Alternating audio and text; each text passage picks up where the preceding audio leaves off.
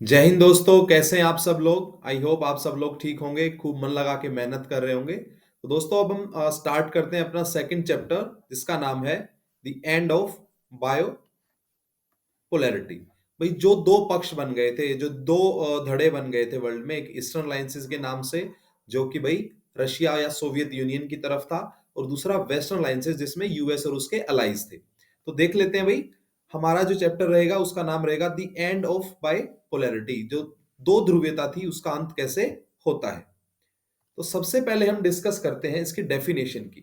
भाई जो बायोपोलैरिटी है, इसकी डेफिनेशन क्या होती है, दो ध्रुवीयता की डेफिनेशन क्या है, परिभाषा क्या है।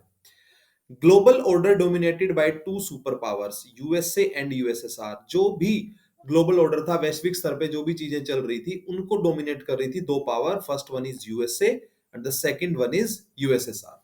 तो अब हमने देखा कि भाई लास्ट हमने कोल्ड वॉर इराक पढ़ा था। तो कोल्ड वॉर इराक में हमने क्या क्या पढ़ा भाई, यूएसए था और यूएसएसआर था।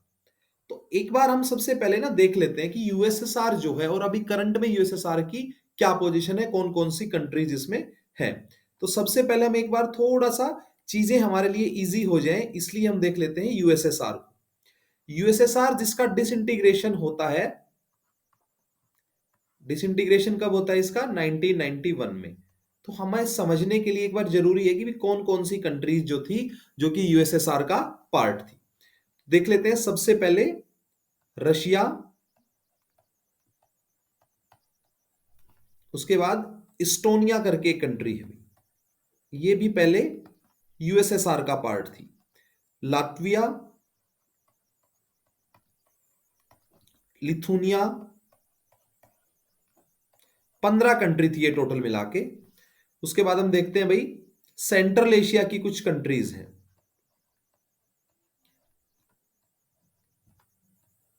Kyrgyzstan,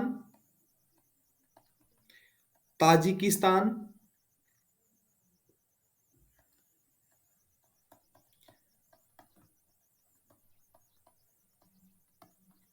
Turkmenistan,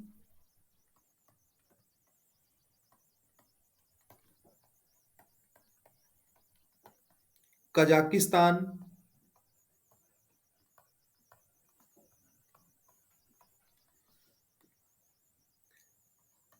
Azerbaijan,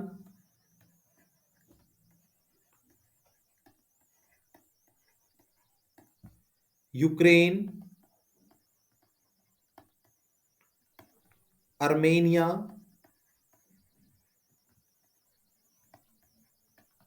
Bulgaria, sorry Georgia.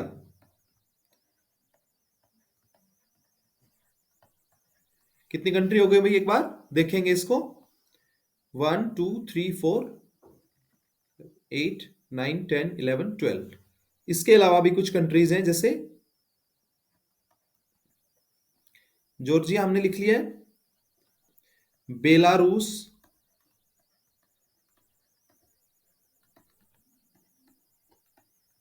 Moldova, और एक कंट्री कौन सी बच गई है, किर्गिस्तान, ताजिकिस्तान, उज्बेकिस्तान बच गया भाई। Uzbekistan, Uzbekistan. तो ये जो कंट्रीज हैं, ये सारी कंट्रीज हैं दोस्तों किसकी भाई, यूएसएसआर की। देख लेते हैं भाई, इनका एक बार नंबर दे देते हैं इन सबको, ताकि चीजें हमारे लिए इजी हो जाएं।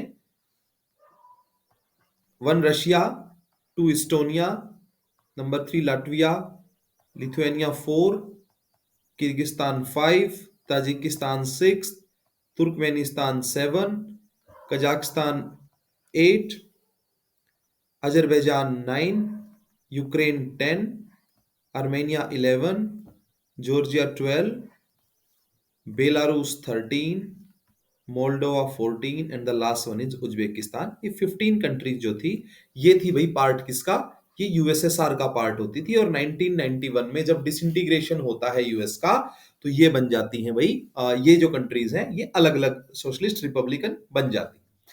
देख लेते हैं भाई, अब हमें जो देखना है, जो बायपोलैरिटी का जो एंड होता है वो कैसे होता है। तो सबसे पहला इंसिडेंट हम देखते हैं, दी बर्लिन वॉल के बारे में पढ़ते हैं। बर्लिन वॉल क्या थी और क्या क्या ये मैटर करती थी। The Berlin Wall symbolise the division between the capitalist and communist world. और भाई जो बर्लिन वॉल थी, पहले जर्मनी जो था वो दो पार्ट में था, ईस्टर्न जर्मनी और वेस्टर्न जर्मनी। और ये जो दीवार थी, ये लगभग 150 किलोमीटर लंबी दीवार थी, जो कि डिसाइड करती थी कि एक तरफ उसके कम्युनिज्म सरकार चल, मतलब देश चल रहा है, और एक तरफ क्या चल रहा है भाई, कैपिटलिस्ट गवर्नमेंट चल रही है। तो मतलब जो ये दीवार थी, इसको देख लेते हैं कितनी लंबी थी ये। 150 किलोमीटर इसकी लेंथ थी। Built in 1961, it separated East Berlin from West Berlin. और ये क्या करती थी भाई, 1961 में ये बनाया गया था। और आपको पता होगा, यही वो दौर था जब क्या चल रहा था भाई, देश जो वर्ल्ड था वो दो पार्ट्स में बट रहा था, डिवाइड हो रहा था।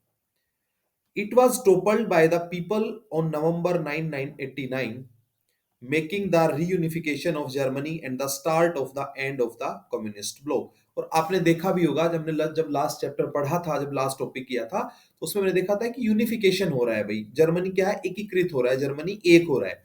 तो लोगों ने क्या किया, ये दीवार तोड़ दी। और ये कब तोड़ी भाई, 9 नवंबर 1989 को, 9 नवंबर 1989 को लोगों ने, जर्मनी के लोगों ने इस दीवार को तोड़ दिया, सिंबॉलिक रूप से तोड़ दिया। मतलब ये हो गया कि भाई अब दोनों जो कंट्री है वो क्या हो जाएंगी, एक हो जाएंगी। और इससे क्या होता है, जर्मनी का यूनिफिकेशन होता है, जर्मनी का एकीकरण हो जाता है। देखते हैं next, the Soviet union background. अब भाई सोवियत यूनियन का भी एक बार बैकग्राउंड हमें समझना बहुत जरूरी है। सोवियत यूनियन की जो कंट्रीज थी वो मैं आपको बता चुका हूं, जिसमें भाई Estonia, Latvia, Lithuania, Ukraine, Belarus, Russia, Kyrgyzstan, Tajikistan, Turkmenistan, Kazakhstan, ठीक है, बेलारूस, ये सब कंट्री, जॉर्जिया, उज्बेकिस्तान, ये सब कंट्रीज थी। और वो क्या थी, सारी कंट्री मिलके बनाती थी द सोवियत यूनियन। अब सोवियत यूनियन के बारे में भी एक बार देख लेते हैं। The USSR formed in 1917 after the Socialist Revolution in Russia aimed to establish an egalitarian society based on socialism। भाई जो यूएसएसआर था उसकी फॉर्मेशन कब होती है, एक रिवॉल्यूशन ऑफ रशिया होती है 1917 में। रिवॉल्यूशन ऑफ रशिया कब होती है, रिवॉल्यूशन ऑफ रशिया जो होती है दोस्तों, वो होती है भाई 1917 में। और इसमें क्या था, the socialist revolution in Russia aimed to establish an egalitarian, मतलब सबको समान जो चीजें हैं, सबको समान अधिकार मिले, एक ऐसी सोसाइटी जो कि समाजवाद के आधार पर बने, इसकी फॉर्मेशन यहां से की गई थी। The Soviet political and economic systems were copied in Eastern European countries, creating the Second World or Socialist Bloc। और भाई जो सोशलिस्ट पॉलिटिकल जो आइडियोलॉजी थी उसके बिहाफ पे ही, और जो सोशल पॉलिटिकल और इकोनॉमिक सिस्टम था उसके बिहाफ पे ही, ईस्टर्न यूरोप की कंट्रीज ने भी क्या कर लिया था भाई, सेकेंड वर्ल्ड या फिर सोशलिस्ट ब्लॉक का निर्माण कर लिया था।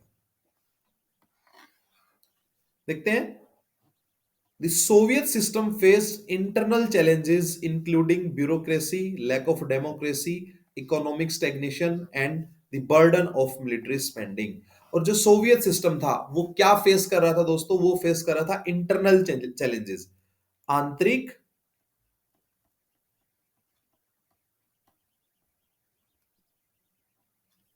आंतरिक चैलेंज, इंक्लूडिंग ब्यूरोक्रेसी। ब्यूरोक्रेसी जो अफसरशाही होती है, ब्यूरोक्रेट्स जो होते हैं, उनकी भी उनको दिक्कतें हो रही थी। लैक ऑफ डेमोक्रेसी, और लैक ऑफ डेमोक्रेसी का मतलब क्या है कि यहां पर लोकतंत्र की कमी थी।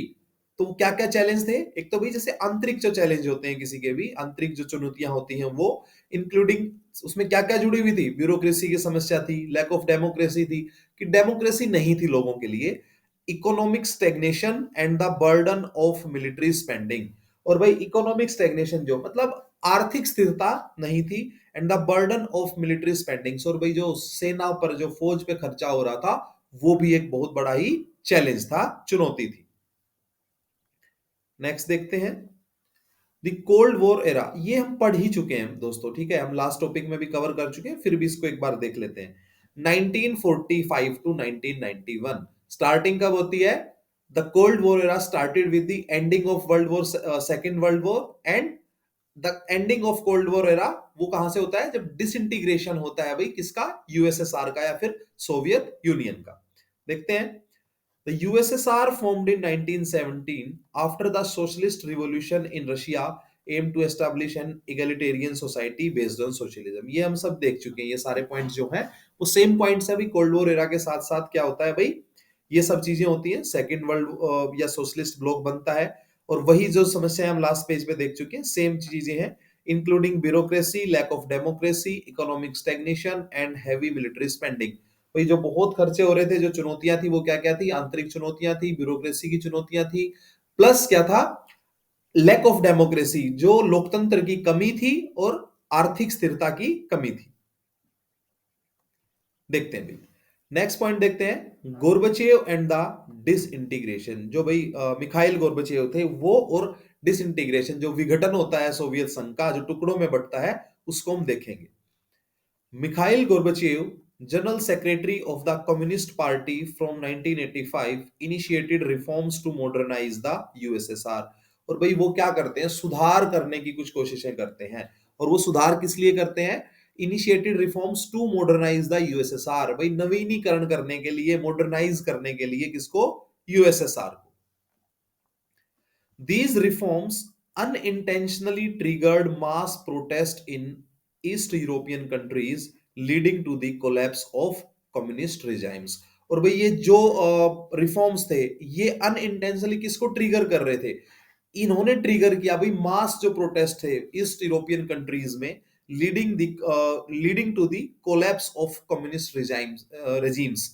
तो भाई ये किसको लीड कर रहे थे, मतलब किसको स्टार्ट कर रहे थे, जो कम्युनिस्ट सरकारें थी, कम्युनिस्ट शासन जो था, उसको कोलैप्स करने में ये जो सुधार थे, ये अनइंटेंशनली, किसको, इंटेंशन नहीं थी उनकी इसके पीछे कि भाई जो सोशलिस्ट जो सरकारें हैं उनका कोलैप्स हो, वो गिर जाए, लेकिन अनइंटेंशनली इन रिफॉर्म्स ने वही काम किया।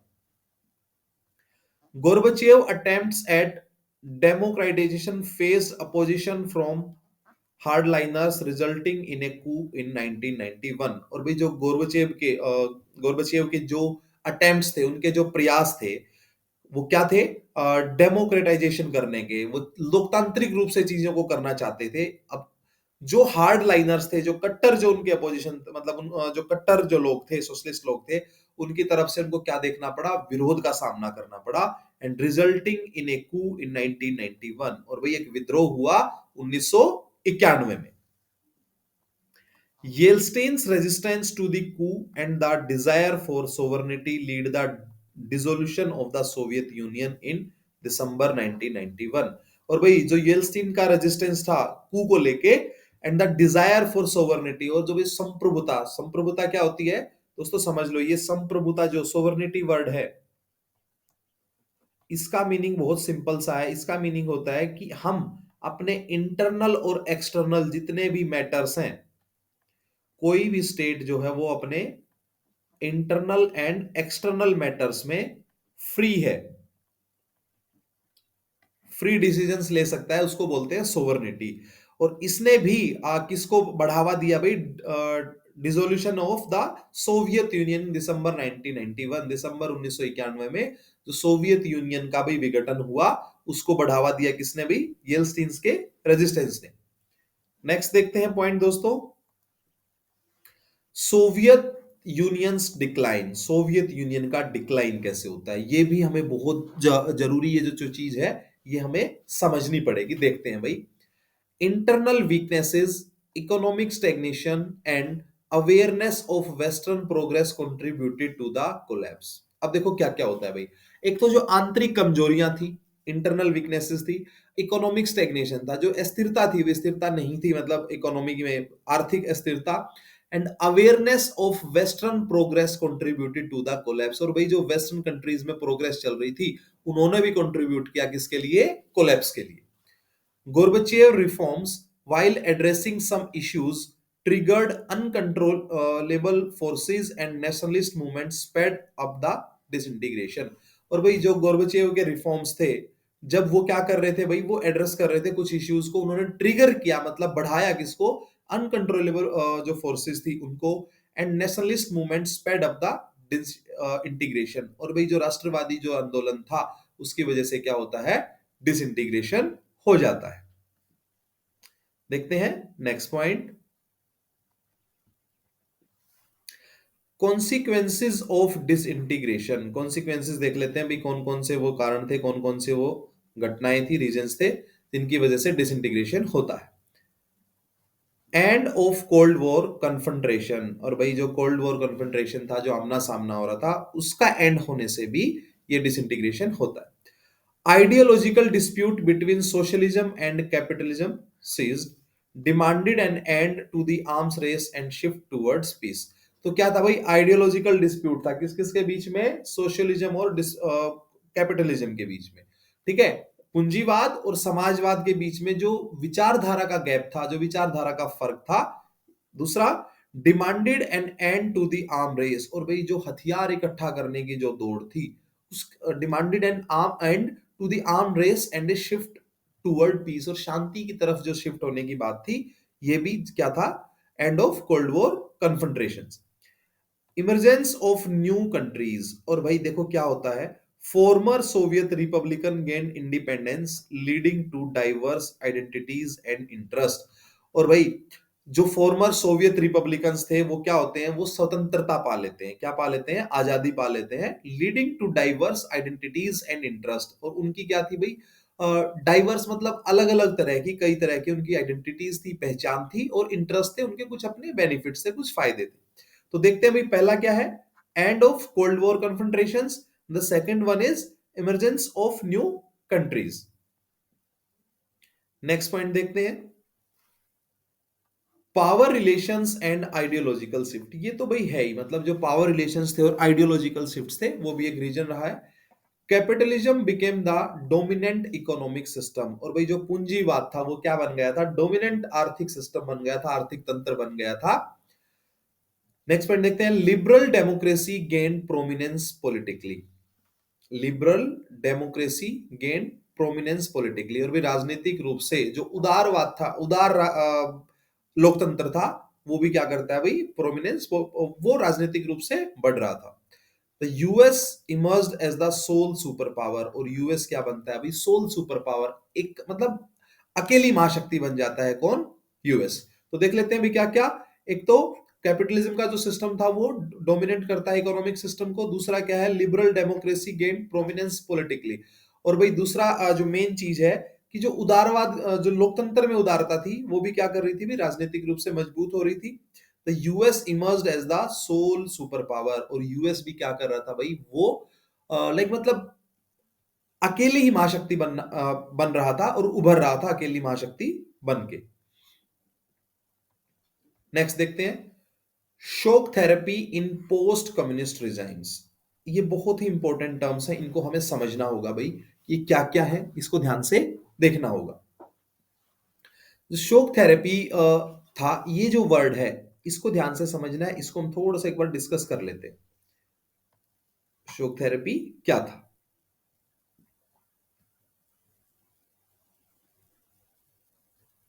देखो, शॉक थेरेपी को देख लेते हैं, ये क्या होता है।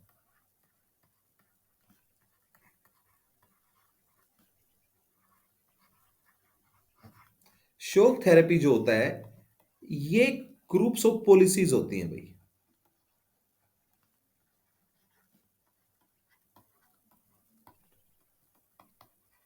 क्या होता है जो शॉक थेरेपी होता है? वो क्या होता है? एक ग्रुप ऑफ पॉलिसीज होती हैं, कुछ पॉलिसीज की बात इसमें की जाती है।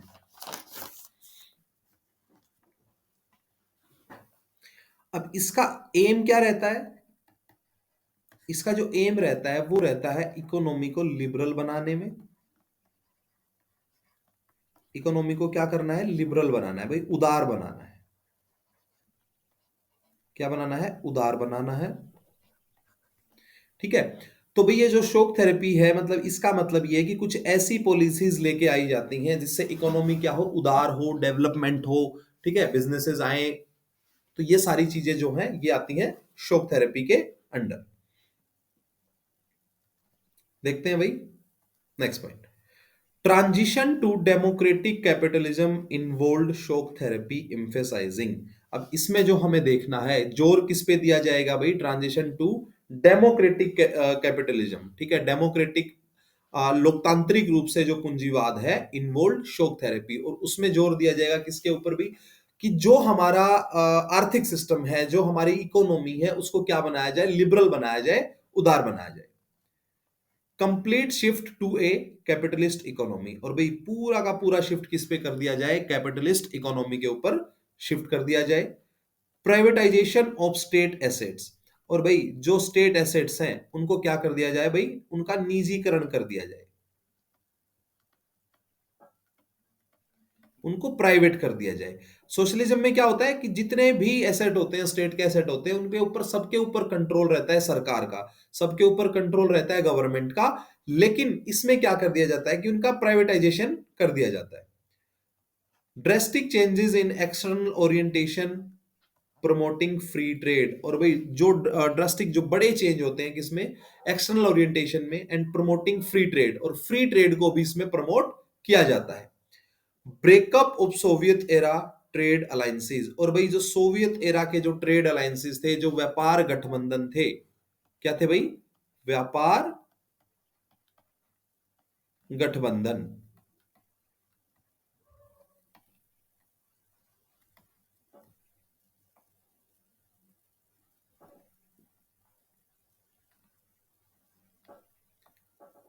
जो व्यापार गठबंधन थे, इन पे भी क्या किया जाए, इनको भी एंड कर दिया जाए, इनको भी मतलब खत्म कर दिया जाए। जितने भी सोवियत एरा के, सोवियत यूनियन के टाइम के जितने भी व्यापार गठबंधन थे, उनको खत्म कर दिया जाए। तो देख लेते हैं भाई, transition of democratic capitalism involve shock therapy emphasizing, जोर दिया गया किसके ऊपर भाई, ट्रांजिशन किया जाए डेमोक्रेटिक कैपिटलिज्म का, और जो इकोनॉमी है उसको क्या किया जाए, लिबरल किया जाए। Complete shift to a capital economy, और पूरा का पूरा शिफ्ट किस पे हो जाए, कैपिटलिस्ट इकोनॉमी के ऊपर, पूंजीवाद की अर्थव्यवस्था के ऊपर। प्राइवेटाइजेशन कर दिया जाए, निजीकरण कर दिया जाए गवर्नमेंट स्टेट के जो एसेट्स हैं। Drastic changes in external orientation promoting free trade, और भाई मुक्त व्यापार की बात इसमें की गई। And breakup of Soviet era trade alliances, और भाई ब्रेकअप किया गया मतलब वो तोड़ दिए गए सारे सोवियत एरा के जितने भी ट्रेड अलायंसेज थे। नेक्स्ट देखते हैं, कॉन्सिक्वेंसेज ऑफ शॉक थेरेपी, ये भी देख लेते हैं भाई। Economic hardship, ruin and disparities in wealth, जितने भी इकोनॉमिक हार्डशिप्स थी उसमें क्या था दोस्तों, ये समझना है हमें, ठीक है। आर्थिक कठिनाइयां जितनी भी थी, आर्थिक कठिनाइयां,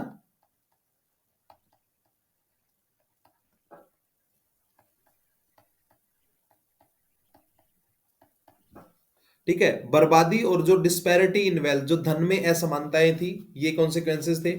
loss of state control industries and social welfare, ठीक है। और इससे क्या हुआ भाई, loss of state control industries, जिन इंडस्ट्रीज के ऊपर स्टेट का कंट्रोल था उनका नुकसान, एंड सोशल वेलफेयर, जो भी सामाजिक वेलफेयर हो रहा था, जो भलाई हो रही थी, उसका नुकसान। Emergence of mafias, disparities and economic instability, और वही माफियाओं का,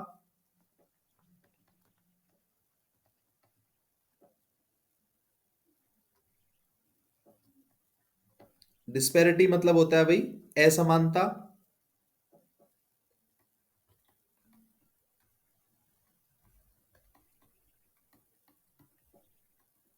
एंड इकोनॉमिक इंस्टेबिलिटी, जो भाई आर्थिक अस्थिरता थी,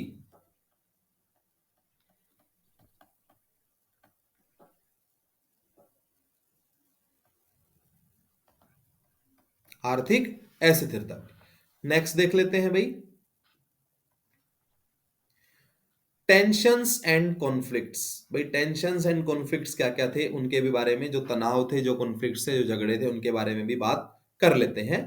central Asian republics became zones of competition for outside powers, और भाई देखो क्या हुआ था, बहुत समझने की और सिंपल सी बात है कि tensions and conflicts, central Asian Republic became zones of competition for outside powers, तो जो सेंट्रल एशियन रिपब्लिक्स थे, जो देश थे, वो क्या बन गए थे, वो जोन बन गए थे कंपटीशन का, और किसके लिए, जो बाहरी शक्तियां थी, जो आउटसाइड पावर्स थी। Post communist countries experienced civil wars, secessionist movements and ethnic conflict, और भाई जो पोस्ट कम्युनिस्ट कंट्रीज थी, तो एक बार हम देख लेते हैं जो पोस्ट कम्युनिस्ट कंट्रीज थी वो कौन कौन सी थी, इनको समझना बहुत ही ज्यादा जरूरी है। देखते हैं दोस्तों भाई, सबसे पहले हम बात करते हैं कि जो पोस्ट कम्युनिटीज जो कंट्रीज थी वो कौन कौन सी थी। इसमें लगभग लगभग अगर हम बात की जाए तो 21 कंट्रीज का इसमें नाम आता है। तो सबसे पहले भाई रशिया, एक कंट्री थी भाई युगोस्लाविया, युगोस्लाविया, इससे बन जाती हैं कई सारी कंट्रीज। और वो कौन कौन सी बन जाती हैं भाई? सर्बिया, क्रोएशिया,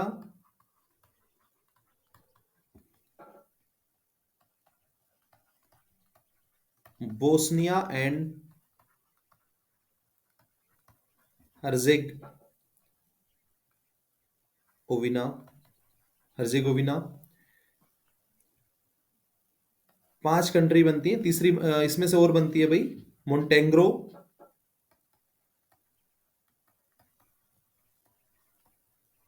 और जो लास्ट बनती है उसका नाम था भाई north Macedonia.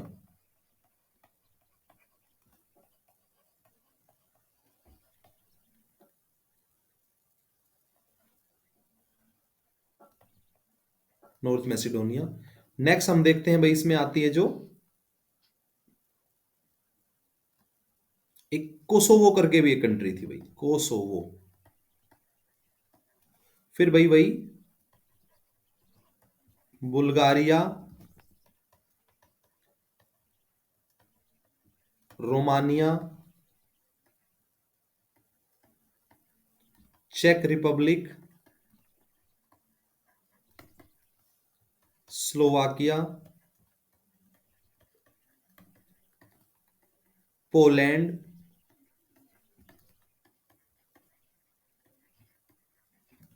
Hungary,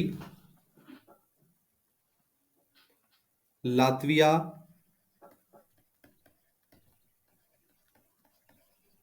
Lithuania,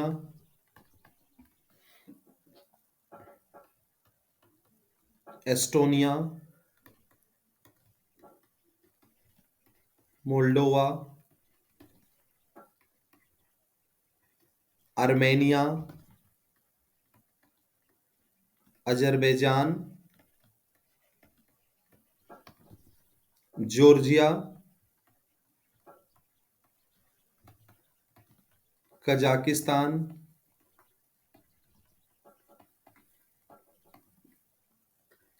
Uzbekistan. ये सारी पोस्ट कम्युनिटीज जो कंट्रीज हैं वो हैं भाई ये ताजिकिस्तान,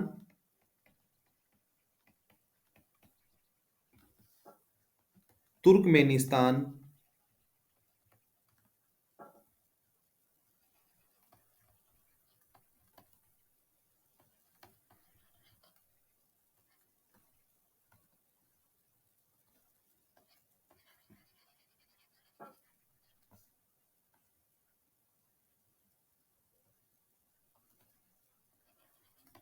तुर्कमेनिस्तान, और भाई किर्गिस्तान।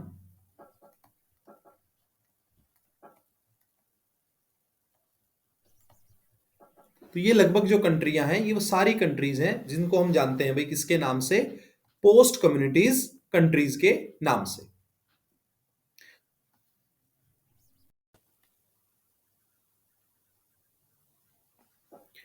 नेक्स्ट देखते हैं India and post communist countries.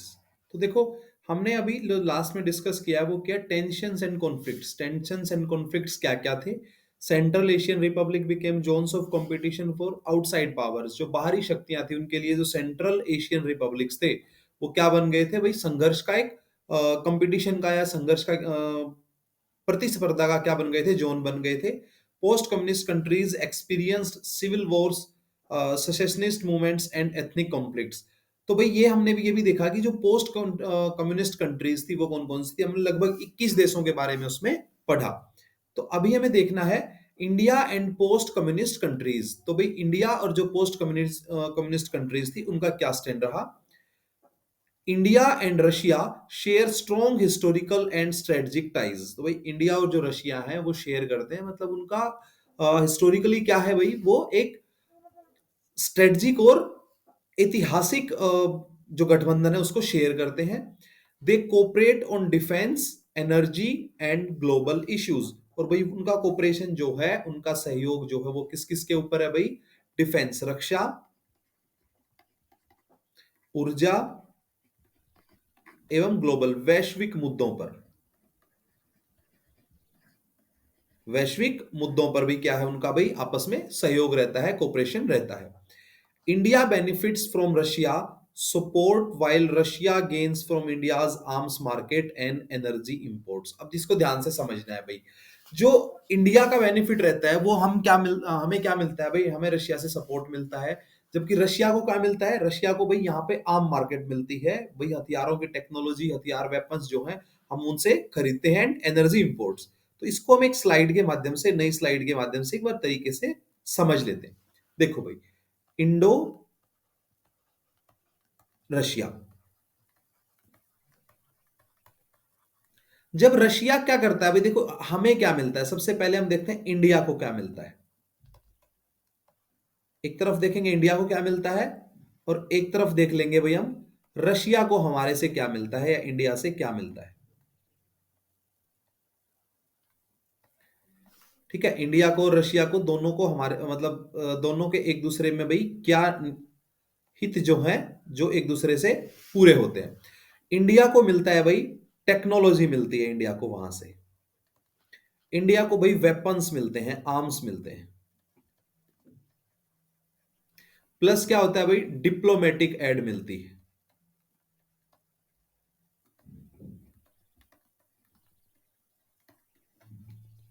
Diplomatic सहायता मिलती है।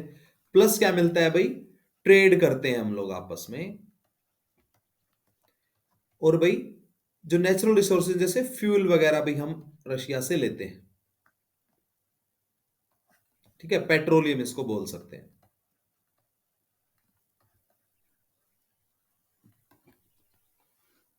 ठीक है, पेट्रोलियम हमें कहां से मिलता है भाई?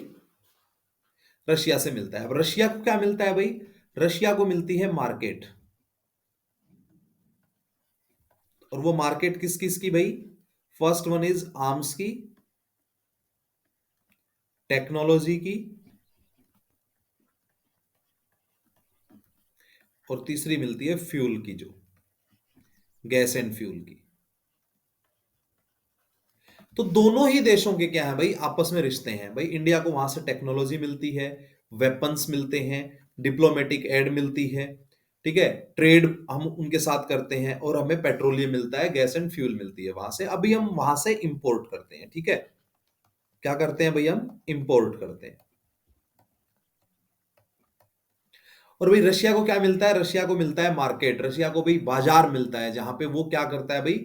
हथियार बेचता है, टेक्नोलॉजी बेचता है, और फ्यूल एंड गैस मिलता है। अब उसको क्या मिलेगा भाई? सिंपल सी बात है, उनको भी ट्रेड मिलेगा,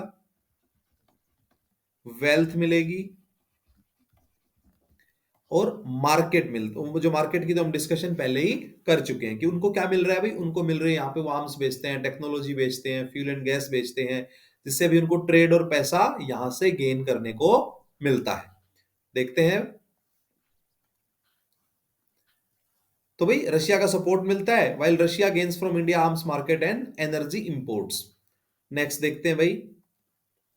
अब इसकी बात करते हैं हम, इसके ऊपर बात करते हैं कंक्लूजन की। भाई कंक्लूजन क्या रहेगा? The end of bipolarity changed global power, created new nations, and brought challenges and opportunities for communist countries. देखते हैं भाई, इसको भी एक बार हम समझ लेते हैं। तो बायपोलरिटी क्या करके आता है भाई? एक तो global power, change global power. ठीक है, देखते हैं भाई इसको। ग्लोबल पावर को चेंज कर देता है। प्लस क्रिएटेड न्यू नेशंस, भाई नए सारे, कई सारे देश बनते हैं। नए सारे देशों की अगर हम बात करें, तो नए सारे देश कौन कौन से बनते हैं वो हमने देख ही लिया था भाई। जो रशिया और उसके साथ मिलके ना टोटल 15 कंट्रीज बनती हैं। यूएसएसआर का डिसइंटीग्रेशन होने के बाद टोटल कितनी कंट्रीज बनती हैं? 15 कंट्रीज बनती। और भाई चैलेंज, ब्रॉड चैलेंजेस, और भाई ये चुनौतियां भी लेके आते हैं। ऐसा नहीं है कि सिर्फ फायदा फायदा होगा। नए नेशन बन रहे हैं, तो नए नेशन के सामने एडमिनिस्ट्रेशन कैसे चलेगा, पॉपुलेशन जो है उसका पेट कैसे भरा जाएगा, हेल्थ फैसिलिटीज कैसे जनरेट की जाएंगी, ठीक है, स्पोर्ट्स के लिए कल्चर को कैसे लाइक संभाल के रखा जाएगा। तो ये सारे जो चैलेंजेस हैं वो भी आते हैं। And opportunities for post communities countries, और जो पोस्ट कम्युनिटीज कंट्रीज थी जिसमें हमने लगभग लगभग कितने 21 कंट्रीज के बारे में पढ़ा था, उनके नाम देखे थे पीछे स्लाइड में। तो वो भी हम उनको भी क्या मिलते हैं भाई, उनको अपॉर्चुनिटीज मिलती है, मौके मिलते हैं। India's relations with these countries, particularly Russia, remain crucial in navigating the complexities of a changing world order. अब देखो, एक बार इसको देखने से पहले इसको थोड़ा सा और डिटेल में जाके एक बार देख लेते हैं भाई। जैसे एग्जांपल के लिए,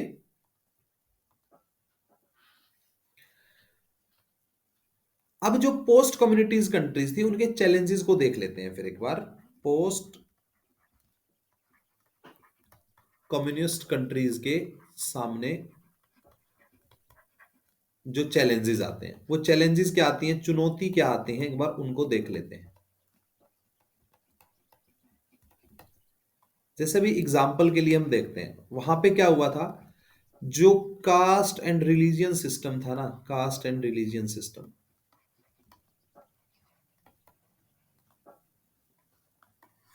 वो बिखर गया था, बिल्कुल बिखर गया था।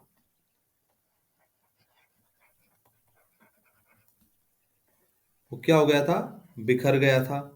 प्लस क्या हुआ, जैसे एग्जाम्पल की अगर हम बात करें, अच्छा इसके अलावा और क्या आई भाई, इसके इकोनॉमिक स्टेग्नेशन भाई, इकोनॉमिक जो अस्थिरता आई, वो भी एक बड़ा चैलेंज था। इकोनॉमिक अस्थिरता आई, वो भी था। एग्जाम्पल के लिए अगर हम इसकी बात करें तो यूगोस्लाविया में,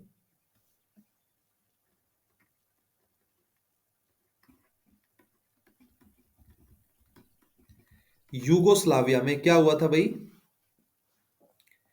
ठीक है, रेस के आधार पे, कास्ट के आधार पर जातीय संघर्ष हुए थे। क्या हुए थे, जातीय संघर्ष हुए थे भाई। ठीक है, क्या हुए थे, जातीय संघर्ष हुए थे यूगोस्लाविया में। तो ये सब चैलेंजेस थे, इकोनॉमिक अस्थिरता आई, बहुत सारी छोटी छोटी और चैलेंज होते हैं कि भाई जैसे आप इतनी बड़ी पॉपुलेशन है, उसके सामने इकोनॉमिक आपके सामने दिक्कत रहेगी।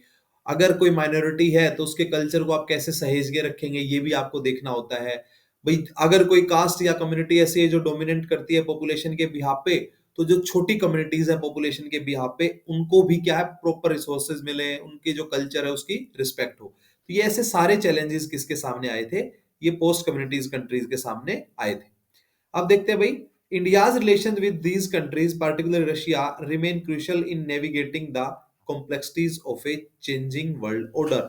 और भाई सिंपल सी बात है कि भाई जो इंडिया के रिलेशन थे पार्टिकुलर रशिया के साथ, वो क्या रहते हैं, remain crucial in navigating the complexities of a changing world order. और भाई जो वर्ल्ड ऑर्डर चेंज हो रहा था, उसमें क्या था, ये चीजें इंडिया के लिए बड़ी चैलेंजिंग रही थी, क्रूशियल रही थी।